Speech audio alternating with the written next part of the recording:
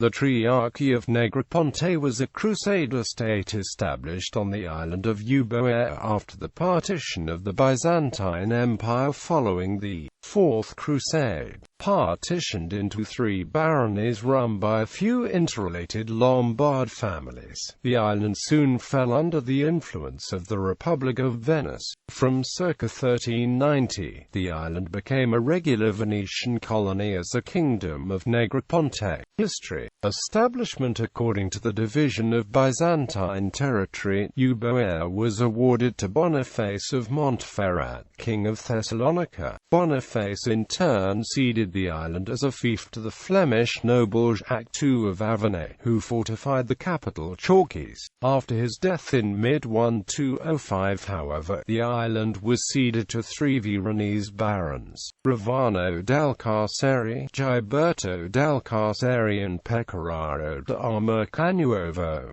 They divided the island into 3 triarchies, the northern, based at Arios, the southern, ruled from Carystos, and the central portion, ruled from Chalkis. The city of Chalkis and Negroponte, however, was not under the latter's control, but served as overall capital of the island and joint residence of the Lombard rulers and the families. By 1209, however, Ravano had established himself as sole master of Euboea, styling himself as Dominus Insulae Negropontis, having allied himself with an unsuccessful Lombard rebellion against the Latin Emperor Henry of Flanders. Ravano was eager to find a powerful protector. Thus, in March 1209, he signed an alliance with Venice, which recognized Venetian overlordship and gave the Venetians significant commercial privileges. In May, however, in an act of political balancing, Ravano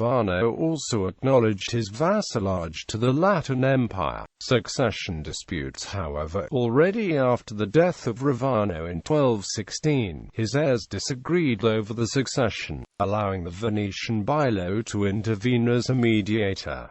He partitioned the 3 baronies in 2, creating thus 6 hexarchies. The northern Triarchy of Arios was divided between Ravano's nephews, Marino I and Risido. The southern Triarchy of Carystos was divided between his widow, Isabella, and his daughter, Bertha, and the central Triarchy was divided between Giberto's heirs, Guglielmo I and Alberto. Provisions were also made that in the case someone among the sestieri died, his inheritor would be the other sestiere of the respective triarchy, and not his children. In fact, most sestieri were succeeded by the brothers, sons and nephews, keeping the baronies within the tight circle of the original Lombard families. In 1255, however, the death of Carantana d'Alcarceri, Hexarch of Arios and wife to William II of Villehardouin, nominal overlord of Negroponte, led to the so-called War of the Euboean Succession, which involved the Principality of Achaia and Venice. William claimed for himself his wife's inheritance, while the Lombard barons were unwilling to concede it. On 14 June 1256, Guglielmo of Verona and Nazato d'Alcarceri, the other 2 triarchs, repudiated their allegiance to William and pledged themselves to Venice. William responded by capturing Chalkis, which the Venetians retook in early 1258. The war ended in the Battle of Caridi in June 1258, where William defeated the Duke of Athens, Guy I de la Roche, who had allied himself with the rebellious triarchs. Finally, in August 1259, Doge Raniero Zeno negotiated a peace, followed by a treaty in 1262, which recognized William's suzerainty over the island, but not his possession of the Triarchy of Arioi.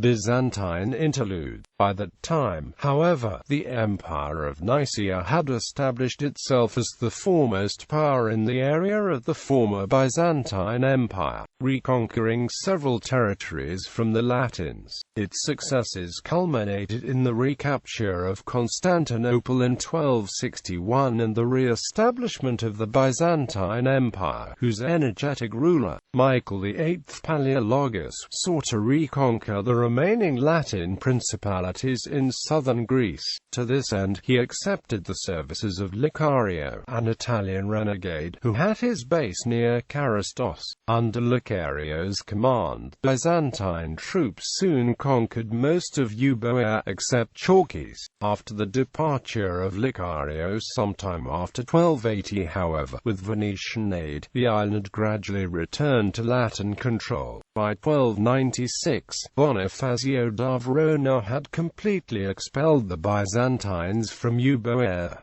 Later history. In 1317, however, Carystos fell to the Catalan company of Don Alfonso Fadrique, royal vicar general of the Duchy of Athens and illegitimate son of Frederick III of Sicily. In 1319, a peace treaty was signed between Venice and Don Alfonso, whereby he retained Carystos, which the Venetians acquired in 1365. When the last Triarchs, Niccolo III d'Alcasari and Giorgio III Guisi, died in 1383 and 1390 respectively, they left their territories to Venice, which thus established complete predominance over the island. Nevertheless, the Triarchic system was maintained, with Venetian families appointed to the positions of Tessieri, while the Venetian podesta resided at Chalkis. Venice's rule lasted until 1470, when, during the Ottoman-Venetian War of 1463 to 1479, Sultan Mehmed II campaigned against Chalkis.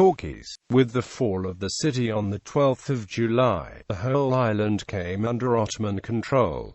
The city's fall is the subject of the Rossini opera Maometto II. List of rulers of Negroponte. Note: the sequence of rulers during the 13th century, as well as the familial relations between them, are not very clear, as information about Euboea's internal history is scarce to non-existent, especially for the period 1216 to 1255. According to the rules of succession laid down on the island's division in 2/3 and 6ths in 1216, on the death of a hexarch, he was succeeded in his domain by his fellow hexarch within the third, and not by the former's heirs. The following outline for the 13th century relies on the reconstruction by J. B. Berry, Jacques Darvanes,